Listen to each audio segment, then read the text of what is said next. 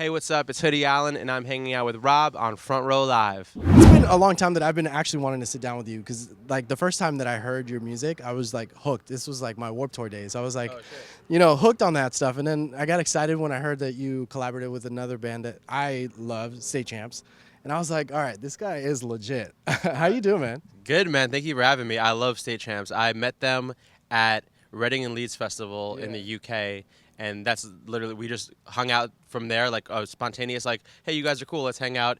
Maybe had a few drinks, and then months later it was like, let's make a song. Can this work? And I'm glad you like it. Yeah, I loved it. I loved it. Now, one thing that I've always loved about you, and now that your new album is out, like I'm excited for the features that you have on there as well. But one thing I've noticed about you is that you kind of get these artists in to collaborate with you before they are who they are today. So Kyle, for example, you got him before Kyle was like one of the biggest rappers, Black Bear.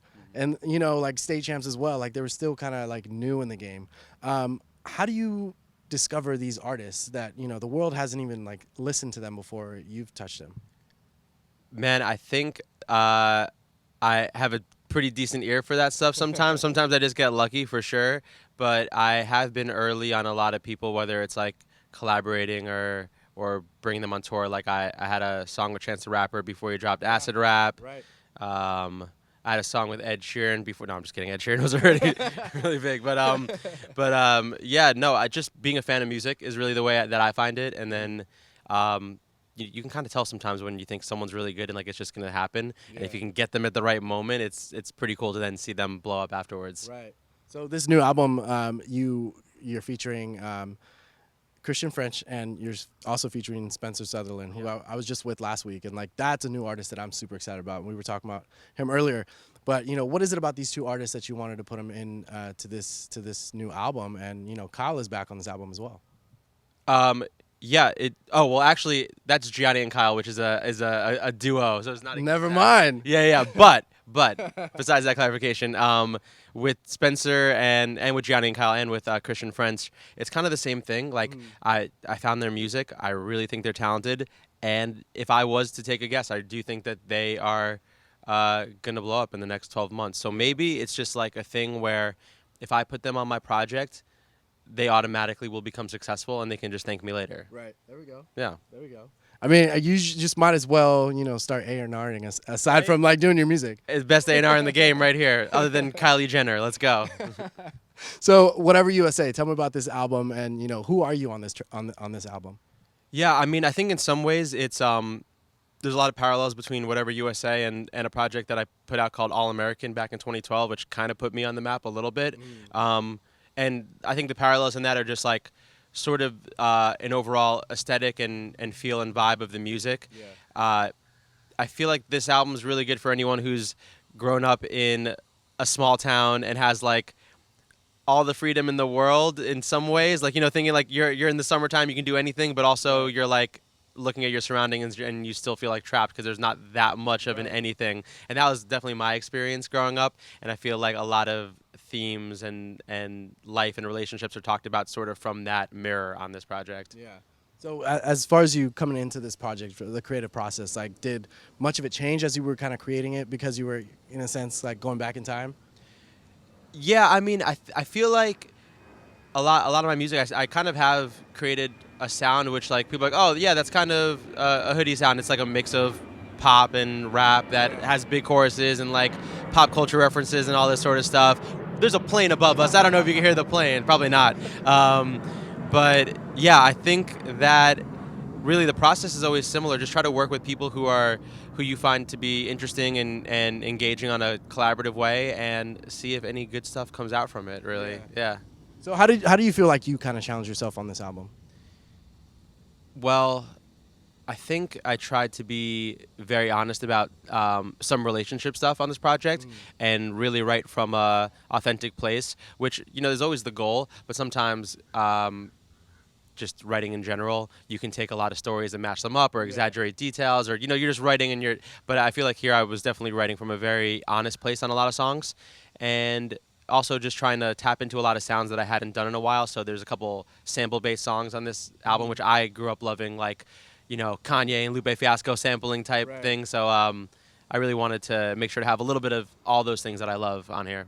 Now, one thing that since the beginning it's stuck, like it caught my attention, and it still does on this album, is your flow, your lyrical flow. Like, how do you perfect that, and how did you learn to have a flow like that? I don't know, man. Thank you, though. That's really nice of you to say.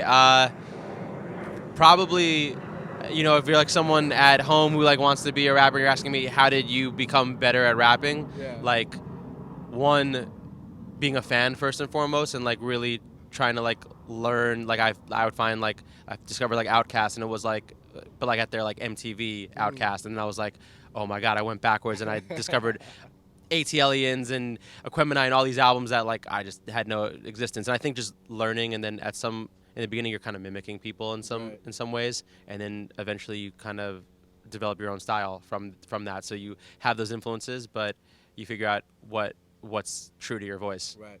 And one thing that I've noticed with a lot of artists is that like every time they release a new record, it's kind of a different kind of sound. They're trying to discover themselves once again. Do you feel like you kind of had that happen to you with this record?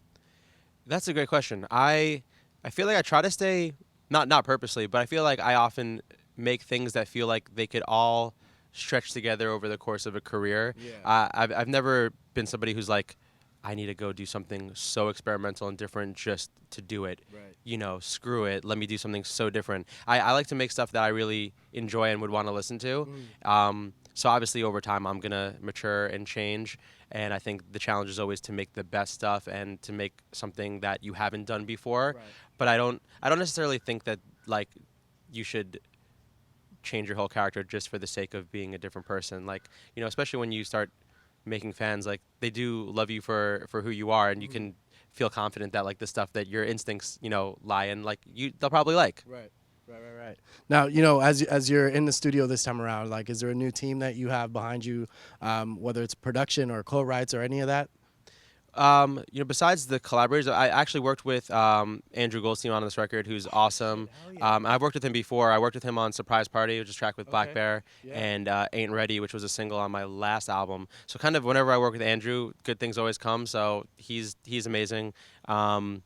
Production-wise, I worked with this guy, Yoji Money, on 3 tracks on this album. He produced the single Come Around and a couple others, the title track as well. So it was a couple of things where I was like, oh, I've wanted to work with these people for a little bit. Yeah. And that was really the biggest change on the music side, because on the other side, it's still kind of like a one-man operation. I do a lot of the stuff and take on a lot of that like shouldering, but it's nice to have collaborators on the music side. Right. And what's your experience like with Andrew? I've known Andrew since Friday Night Boys. Oh, no but then, way. but then aside from throwing it back, Yeah. but then aside from Friday Night Boys, he was doing a lot of like pop records. R5 being one of the main artists he would work with. But I've never really heard him do much hip hop influenced music. So how do you feel his way or his flow of working on your record was like?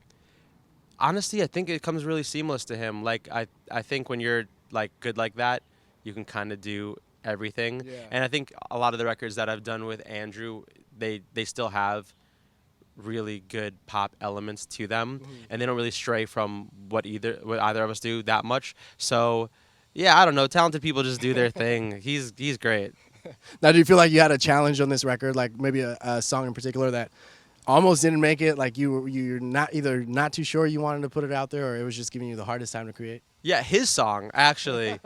I did a couple of days with him, but the song that I have with him on the record is called Hell of a Time, which for the longest time I wasn't going to put on the album at all because I didn't think that it fit sonically. Okay. Like, I made it kind of earlier on in the process of, like, the final track list, and I just thought, does this fit? Like, I love the song, but, like, is it going to sound like an outlier? Like, I like to think, even though people don't listen to albums top to bottom anymore. Yeah. Like, the first time you do, I want it to be a really cool experience. So for a long time, I wasn't going to have it on, and then I played it for a couple people, and they were like, this is my favorite song. And I'm like, oh, really?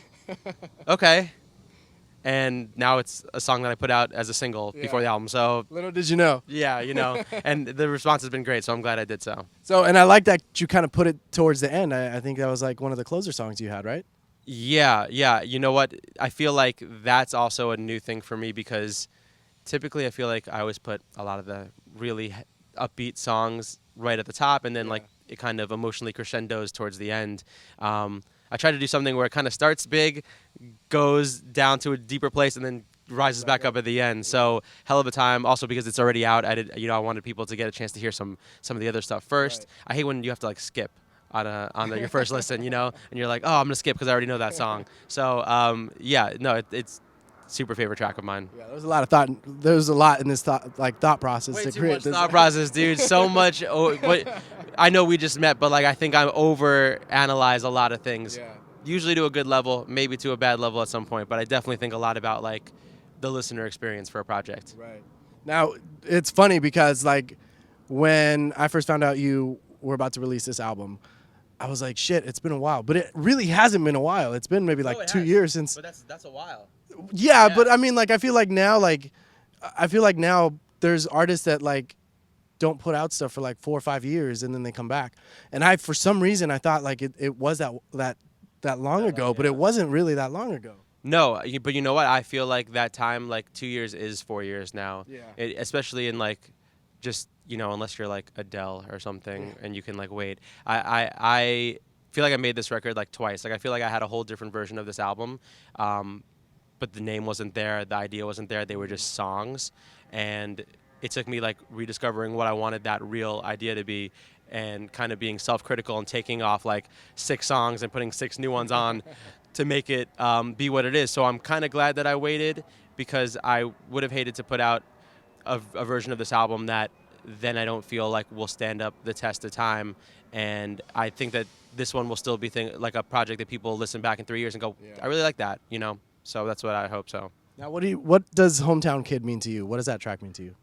That was the last song I made for the record, actually, because I felt like I needed to, I felt like I needed something to really bring home that idea. So for Hometown Kid, it's really talking a lot about the dissonance and anxiety, like the anxiety that I feel sort of in myself, and to perform and to reach these certain goalposts that I've set for myself, all those expectations that we have, and looking at that and realizing that all these other people who are closest to me have this whole different impression of what my life would be like, what perceived success is, and all, and just sort of shows that like you think someone has something a certain way, and it isn't necessarily always representative like of how they feel. And I think that doesn't have to be like a musician. Like that can be anything in life. Like, oh wow, you're doing so great, everything's great, and you want to be like, yes, it is awesome. Right. I'm representing for my hometown. This is amazing. Inside, you're like, I feel like I'm going crazy also, So that's kind of a little bit of what that